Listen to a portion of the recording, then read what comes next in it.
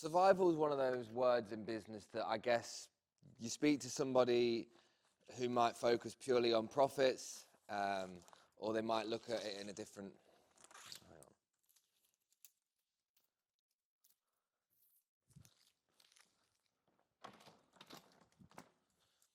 on. I think surviving is definitely one of those words that's pretty relative to your situation and your circumstance.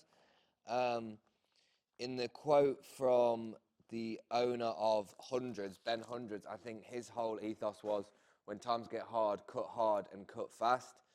Um, Again, I employed a lot of friends, employed a lot of family. So I felt like I was in this weird state of, I knew the situations I couldn't afford at times, but I still believed in what I was doing was going to bounce back. I thought, yeah, there might be a lot of people in a competitive industry now, but if anything, this is only going to encourage more people to come and buy from us because more people are, I guess, promoting this sort of business.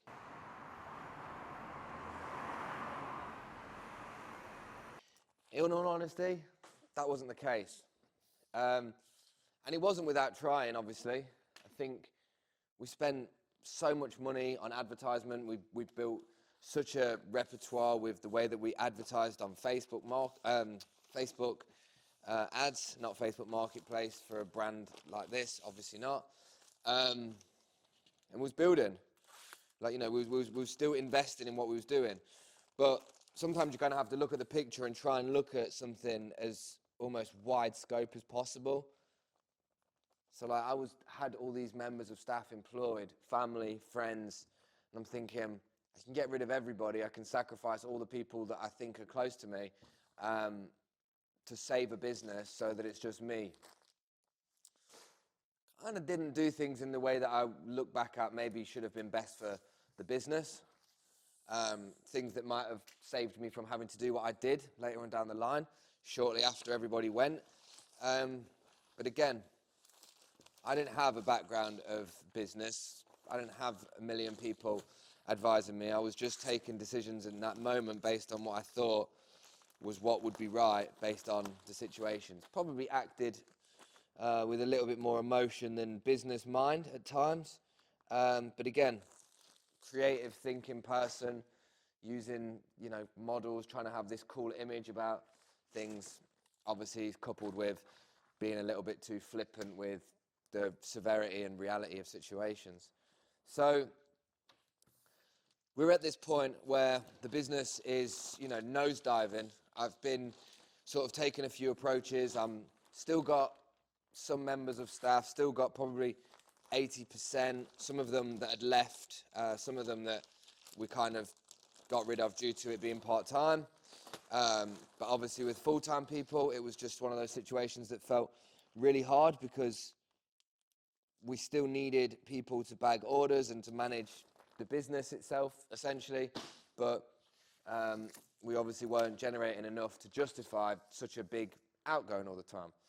Bearing in mind, at the same time, had all three buildings, had such a big space. And yeah, grew too quick, grew too big too quick for what we do.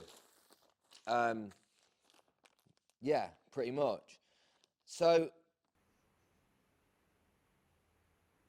at this time, the business is, nosediving in terms of its turnover.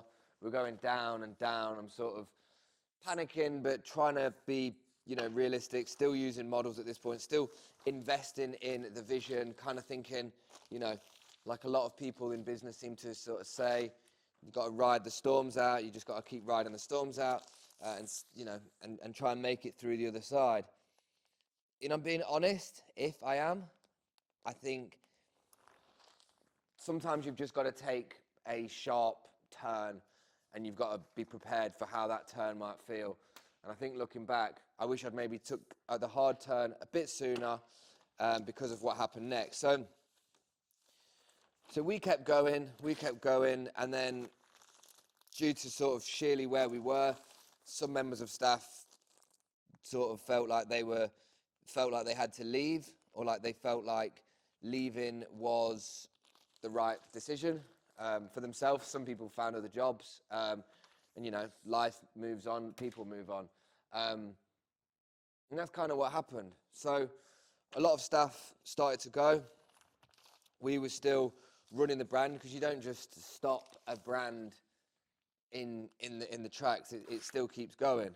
It still had interest. We were still generating revenue, but the business smarts were probably just not tightened up as much as they could be. So at this point, I was using more affordable models. We was looking at downsizing buildings. We was working through all of these different situations.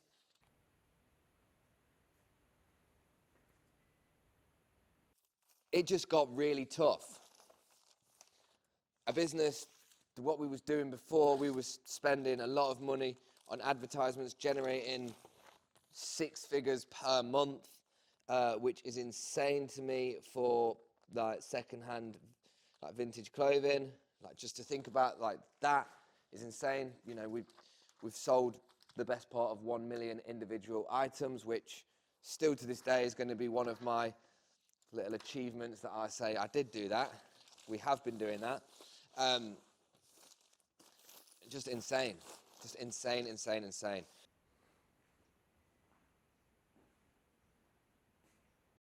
But then you kind of realize with this impending doom of, like, you can get rid of situations, you can make adjustments, but you've got to do things a little bit more heavily.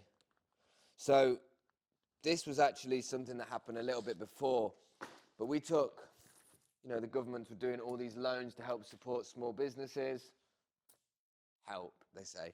I'm not going to go into that too much right here now, but they were trying to do a lot to help support and be there to facilitate people that were running businesses. And I think taking loans and trying to help get support kind of came to bite us on the arse later on. So at this point, we'd got this loan, we'd used it on everything that we were doing. We're just sort of burning through the money that we weren't making fast enough. And in those moments, you don't realize how difficult it is to just make sharp decisions. And again, looking back in reflection, I wish I had, but there's no point in looking back, because you can only go forward. But I did the things that I thought at the time is what was right, because I believed in the dream that I'd started from where it was, and I'd seen where it had got to, and I thought, this is just a blip. This is just something that we'll work through, because I'm passionate and dedicated. But yeah, sometimes you just got to know when to let go.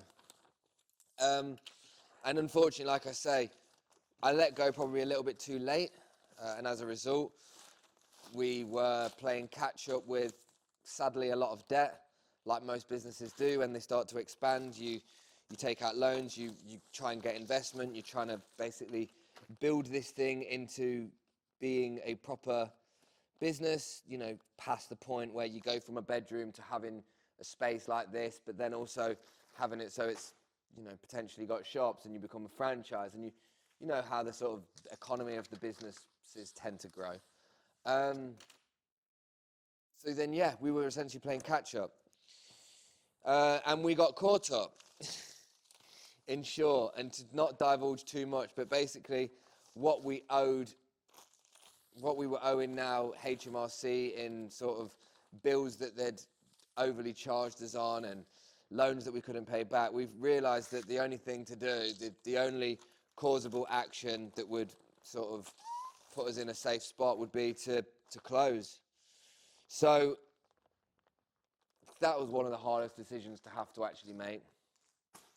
It's like, in that moment, it felt like I had a child, and I was someone was saying, you've just got to, like, say goodbye. How do you say goodbye to your own flesh and blood? That's what it felt like to me, because I'd put everything into this. And, so that was a hard decision, and that was something that I had to do, something I kind of had to, like, address and face, and then go through the sort of business decorum of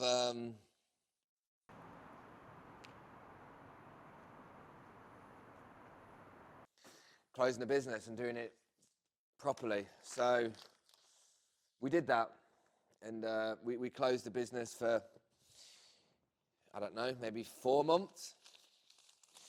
And if I'm being honest, in those 4 months of being closed, I kind of like had a little bit of a realization with life. And it's sort of why you're seeing me here today on here. And if you've got to this point, then well done you. I hope you liked it so far. I hope you've enjoyed what you heard. But I just sort of realized that there's way more to it. And I know people will go, yeah, like people would tell you that anyway. But when you're in like the storm of business and you're really in the tornado of turnover, you can have that one, the tornado of turnover. You know, you've got expectations, you've got making money, you've got all this, you've got staff. You don't really question too much about if it's actually what the right thing to do is, if that's what you should be doing, or if that's what's best for the whole thing. And closing for a few months made me realize that the time when it was probably as a business the most profitable was when I was at home, doing it from a bedroom, with no overheads, very simplified process, and with the ability to keep investing in stock, which was at the time the most important thing for me, because I was very much in the cog of the stock. And now I'm realizing that not only is there more to life than selling clothing, although it is a really good way of living because it's fun, but I think I've got more to give. I think I've got more to almost pass on from things I've experienced with employing staff, from making 6 figures a month selling clothing, from employing your friends, working with Facebook, using models, you know, so many things that I think I've got so much that I want to share. And if you're interested in listening, then I'm obviously interested in sharing. So I'm not going to keep this one any longer than the small novel that it's been. But if you want to join me on this journey with YouTube, I'm going to be really down to earth and authentic with exactly what it is that I've been going through in terms of this, what my plans are, and things that I've learned that if you're trying to set your own brand up, then maybe it's of use to you. So stick about. I'm going to keep doing the videos every week, and it's just going to be different conversations with different things. Maybe we'll get other people on in time and we'll have conversations about stuff. But yeah, stay posted for the next one, and I appreciate you all for watching. See you in a bit.